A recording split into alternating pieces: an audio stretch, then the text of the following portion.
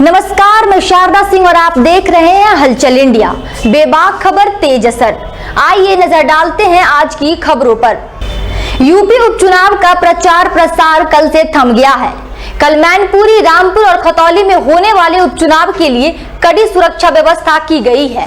5 दिसंबर यानी कि कल को तीनों, एक लोकसभा और 2 विधानसभा सीटों पर खड़े प्रत्याशियों की किस्मत जनता तय करेगी। दरअसल रामपुर से आजम खान और खतौली से विक्रम सैनी की विधायकी रद्द होने के बाद दोनों सीटें खाली घोषित हुई। वहीं मैनपुरी लोकसभा सीट से सांसद रहे समाजवादी पार्टी के संस्थापक मुलायम सिंह के निधन के बाद सीट खाली हुई। तीनों सीटों पर उपचुनाव 5 दिसंबर यानी कि कल होगा। सपा ने मैनपुरी लोकसभा उपचुनाव के लिए पूर्व मुख्यमंत्री अखिलेश यादव की पत्नी और पूर्व सांसद डिम्पल यादव को चुनाव मैदान में उतारा है। मैनपुरी सीट पर यादव परिवार का कई दशकों से कब्जा है। मुलायम सिंह यादव की राजनीतिक विरासत को अब डिम्पल यादव संभाले। 44 वर्षीय डिम्पल यादव ने अपना पहला चुनाव 2009 में लड़ा था, जब अखिलेश यादव ने फिरोजाबाद सीट छोड़ी थी। इस उपचुनाव में डिम्पल यादव को मशहूर अभिनेता और राजनेता राज बब्बर के हाथों शिकस्त का सामना करना पड़ा था। इसके बाद 2012 में कन्नौज लोकसभा सीट पर उपचुनाव हुआ था, जिसमें डिम्पल यादव निर्विरोध जीत गई थी। जबकि इसके बाद 2014 के लोकसभा चुनाव में भी डिम्पल यादव ने कन्नौज से चुनाव लड़ा और जीती, लेकिन 2019 में उन्हें हार का सामना करना पड़ा। अब अखिलेश यादव ने डिम्पल को मैनपुरी से चुनाव मैदान में उतारा है।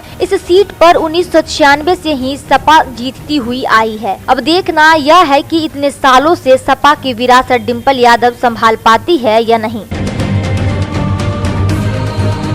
सपा के दिग्गज नेता आजम खान रामपुर के चुनावी रण से बाहर रहेंगे। आजम खान पिछले 45 सालों से रामपुर विधानसभा सीट पर चुनाव लड़ते आ रहे हैं। 10 बार रामपुर से विधायक रहे और 1 बार उनकी पत्नी उपचुनाव में जीती थी, लेकिन इस बार उपचुनाव में वह प्रत्याशी नहीं बन पाएंगे। लेकिन इस बार आजम खान के करीबी आसिम राजा को समाजवादी पार्टी ने रामपुर से प्रत्याशी बनाया है, जिसके पक्ष में आजम खान लगातार जनसंपर्क कर रहे थे और अपनी जी जान लगा रहे थे। अब देखना होगा कि आजम खान के करीबी आसिम राजा क्या कमाल दिखाते हैं। आजम खान की सियासत में एंट्री कुछ इस तरीके से हुआ। रामपुर की सियासत में नवाब परिवार ने आजादी के 3 चुनाव बीत जाने के बाद कदम रखा। आजम खान रामपुर से निकलकर अलीगढ़ मुस्लिम यूनिवर्सिटी में वकालत पढ़ने गए थे और देखते ही देखते सियासत करने लगे। वह अलीगढ़ मुस्लिम यूनिवर्सिटी के छात्र संघ सेक्रेटरी बन गए थे। आपातकाल लगा तो आजम विरोध में उतर गए, जिसके बाद उन्हें जेल में 19 महीने बिताने पड़े। रामपुर चौराहों पर सिर्फ यही चर्चा थी, मुमताज मियां के लड़के को इंदिरा गांधी ने जेल में बंद करवा दिया। आजम जेल से आते ही 1977 में जनता पार्टी के टिकट पर विधानसभा का चुनाव लड़ गए, लेकिन वो चुनाव हार गए, लेकिन हौसला नहीं छोड़ा। 1980 में रामपुर सीट से फिर किस्मत आजमाया और जीतकर विधानसभा पहुँचे। इसके बाद फिर आजम ने पलट कर नहीं देखा और लगातार जीतते रहे। 90 के दशक में उन्होंने खुद को मुसलमानों के नेता के तौर पर स्थापित किया। साल 1980 के बाद से आजम खान लगातार विधायक बनते रहे हैं। इस दौरान केवल वो एक बार 1996 में तब चुनाव हारे थे जब बसपा कांग्रेस मिलकर चुनाव लड़ी थी। 1996 के चुनाव में आजम खान को कांग्रेस के अफरोज अली खान ने मात दी थी। इसके अलावा उन्हें रामपुर में कोई भी चुनावी शिकस्त नहीं दे सका। आजम खान 2019 में लोकसभा चुनाव लड़े थे और सांसद बन गए थे। तब उन्होंने विधानसभा की सदस्यता से इस्तीफा दे दिया था।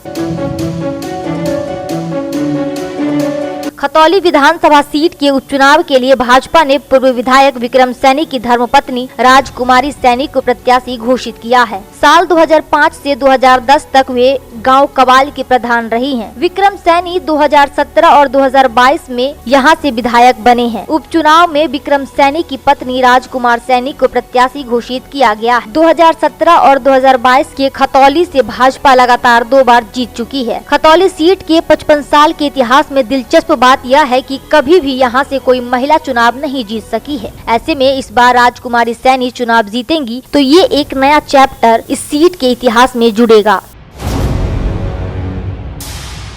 डेढ़ दशक पहले तक प्रदेश की सबसे बड़ी विधानसभा सीट रही बागपत की खेकड़ा विधानसभा सीट पर दिग्गज मदन भैया का सिक्का चलता था। नए परिसीमन के बाद जब इस सीट को खत्म करके बागपत और मोदी नगर में शामिल करके लौनी की नई सीट को बनाई गई तो मदन भैया की राजनीतिक पकड़ भी कमजोर होती चली गई। 1989 में जब जेल में रहते हुए उन्होंने अपना पहला विधानसभा चुनाव खेकड़ा सीट से लड़ा था, तब सभी राजनीतिक दल उनको हल्के में ले रहे थे। इस चुनाव में मदन भैया की हार जरूर हुई, मगर दूसरे स्थान पर रहकर उन्होंने सभी को चौंका दिया था। लोक दल के प्रत्याशी को हराया। 1991 का विधानसभा चुनाव वह फिर जनता दल के टिकट पर खेकड़ा सीट से लड़े। इस बार भी उन्होंने जेल से चुनाव लड़ा और बड़े अंतर से लोक दल के प्रत्याशी रिछपाल भंसल को हरा दिया। यहीं से मदन भैया की राजनीतिक में धमाकेदार एंट्री हुई। 1993 के विधानसभा चुनाव में फिर वे खेकड़ा सीट से चुनाव मैदान में उतरे और समाजवादी के टिकट पर चुनाव लड़कर फिर से जीत दर्ज की। समाजवादी पार्टी राष्ट्रीय लोक दल गठबंधन ने की खतौली विधानसभा सीट पर उपचुनाव के लिए मदन भैया को अपना उम्मीदवार घोषित कर दिया। मैनपुरी सीट पर समाजवादी पार्टी सपा के प्रत्याशी डिम्पल यादव को टक्कर देने वाले बीजेपी के रघुराज शाक्य की गिनती प्रगतिशील समाजवादी पार्टी प्रसपा के राष्ट्रीय अध्यक्ष शिवपाल यादव के करीबी के रूप में होते हैं। इसी साल फरवरी में रघुराज शाक्य ने प्रसपा छोड़ दी और बीजेपी का दामन थाम लिया था। रघुराज 2 बार सांसद रह चुके हैं।